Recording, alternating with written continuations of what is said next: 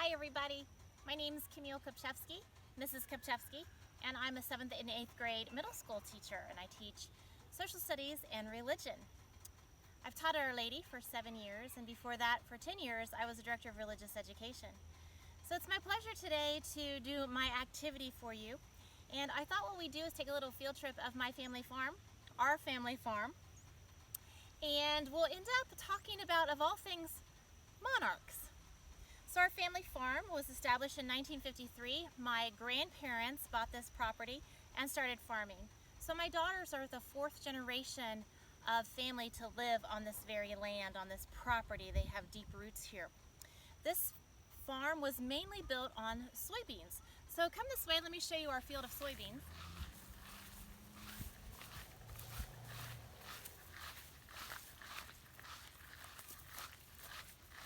Soybeans are the #1 cash crop in the state of Ohio. Soybeans are used for many things. Soybeans are used for feeding livestock and for anything that says vegetables. So vegetable oil made out of 100% soybean. A lot of your butters, our margarines, are made out of soybean oil, and so soybeans are used for that.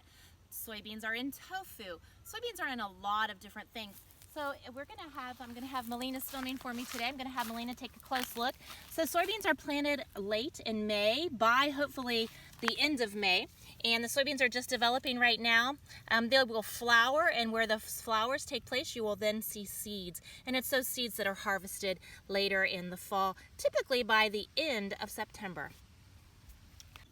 So you may have noticed that the title of our farm is R, capital letter R Farm. My maiden name is Roush. So when my dad named the farm many years ago, he named it R for the first letter of our last name, R, but also like O-U-R, it's R Farm. So that's where the name of our farm came from.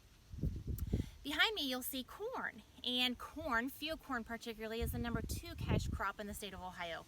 We don't have any animals here on this farm. We are only a seed farm, and also we farm lilies, which I'll show you in just a second. But behind me you'll see Indian corn. We're growing Indian corn. Indian corn is a decorative item, so for the fall a lot of people buy Indian corn to decorate with. So behind me you'll see Indian corn. And over here we have sweet corn, and right now the sweet corn is just coming on in the state of Ohio, so you can go to the grocery store and you'll see Ohio grown sweet corn.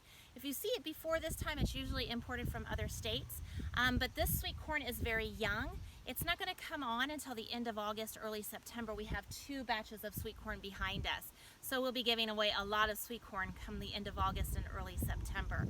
So corn is another crop we grow here on the farm. This is a pretty unique farm because we also grow daylilies here on this farm. A few years ago, my sister and my mom decided that they wanted to start a daylily business. So they purchased the daylilies from a grower down in southern Ohio who was retiring, and they brought those 900 varieties of daylilies back here to our farm. What you see behind me is one of 7 gardens of daylilies. People come here, people who collect daylilies, and they identify them by their name, and they dig them up and take them home. They purchase them. And so daylilies are also one of the things that we sell here at our farm. It's a daylily farm of all things. So we are blessed. In my front yard I have all of these beautiful daylilies to look at. This is the prime time for daylilies. They're all blooming right now and they're gorgeous. Here we are in our front yard, and I want to show you the ducks that I showed you at the beginning of quarantine. I did a little intro video many months ago, and these ducks now have grown into teenagers. These are Melina's ducks, and they are our only pets here on the farm, but they are beautiful to watch. Also in our front yard, I want to direct you to seeing the soybean field. Past the soybean field that you can't see is the #3 cash crop in the state of Ohio, and that was wheat. Winter wheat is planted in the fall. It grows and then becomes dormant in the winter and then starts growing again in the spring, and is typically harvested by July 4th. So all of our winter wheat here on this farm has already been harvested, and in the same field the farmers will plant soybeans so they can get another crop out of that same field for the season, and usually it's called double crop soybeans. One other thing we sell here on the farm are natives. Native plants have become a very popular item in the last 5 years. Farmers plant native plants to encourage plants that are original to the state of Ohio to grow grow and to nourish the animal life here in Ohio. And one of those plants is common milkweed. And common milkweed looks like this. I usually mow around the pond, but I leave all of the common milkweed for monarch butterflies. Monarch butterflies have just arrived in the state of Ohio in the last 2 weeks, and you'll see the butterflies. They'll fly over the monarchs, and they like to nourish themselves on the flower of the monarch. They'll nourish themselves on the flower of the flower of the milkweed, and then they'll lay their eggs. The eggs, once they hatch, will produce caterpillars, and those caterpillars only eat milkweed leaves. And so I leave all of these milkweed, common milkweeds, for the monarchs to eat throughout the months of July and August and into September. So I'm going to show you our monarch way station. This could be considered a monarch way station. Any milkweed that you leave for the monarchs to eat, the caterpillars to eat, can be called a monarch way station. So let's go up and talk about monarchs, okay? So monarch butterflies, so far I've talked to you about our family farm and the 3 cash crops we grow here, which are soybeans. We used to grow field corn, now we just grow sweet corn and Indian corn, and wheat. And then natives, and one of the natives that we grow are common milkweed. Why do we grow common milkweed, particularly here? Well, we grow it to feed monarch butterflies. Monarchs have just arrived in the last week.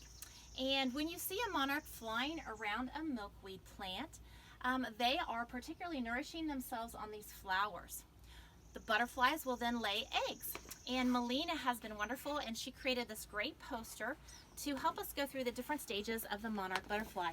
And so the monarch will lay her eggs on the leaf, usually at the top of the plant up here. And once those leaves hatch, they are the larva. Now larva, another name for the larva, are caterpillars.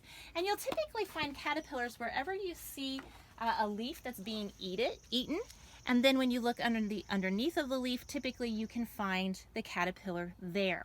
Now, in order to save these little caterpillars from being eaten by birds, we will collect the caterpillars and the leaves, and we'll put them into this caterpillar house. Now you can create your own caterpillar house with just a simple plastic container that you can see through, so you can watch the development of the monarch in its different stages. And you can put a few holes in there to create air. This is one that we've purchased, and it's netting, and it has a zipper front so that we can put the caterpillars in along with the milkweed leaves so that they have something to eat. The next stage that you will find the caterpillar in is the pre-pupa. And Melina's going to show you, we have 3 caterpillars that are in the pre-pupa stage. We call that the J stage. They climb to the top of the container and they create a J with their bodies, attaching the bottom of their bodies to the top of the container. They create a J in preparation of creating their pupa. Now the pupa stage is when the monarchs become a chrysalis. They form a chrysalis around their bodies to completely metamorphosize. And those little caterpillars will then change into an adult monarch butterfly. So she's just shown you 2 chrysalis that we're watching. It'll spend about 2 weeks in the chrysalis stage, and when those monarch butterflies emerge, we'll watch them and they'll dry their wings, and then once they're all dried and ready to go, Melina usually will take them and she'll let them go into our environment so that they continue their life cycle. They spend the summer in the United States and Canada, and then once it starts to turn colder in late September and early October, those monarch butterflies will fly all the way to Mexico so that they will winter there, and then they will continue the cycle over the next year. So it's been really fun for us to start this project. We started to do this. Melina was a passion for it last summer. She released 16 monarchs last summer into the environment. We do put them into this cage to protect them from predators like birds so that the monarchs can the pupa can fully develop into a butterfly and be released into the environment. So this is our little way station. Anytime you save common milkweed or any type of milkweed in your garden, you can call that a way station, a place for monarchs to stop and to lay their eggs to continue their life cycle. And that's one of our passions this summer. We always check. Melina checks every day on her monarchs. She feeds them with the milkweed. She makes sure that they're developing okay. And it's just a lot of fun to watch. And you can do that easily at your own home, particularly if you have milkweed around your house. So I hope you've enjoyed our little tour of the farm today. I hope you've learned a little bit about cash crops in the state of Ohio, a different sort of farm. A lot of people think about farms as being only animals, and this is not an animal farm. It's a seed farm with soybeans and wheat, and now daylilies. So I hope you have a great rest of your summer. Thank you for joining me in this activity today, and you all take care and stay healthy.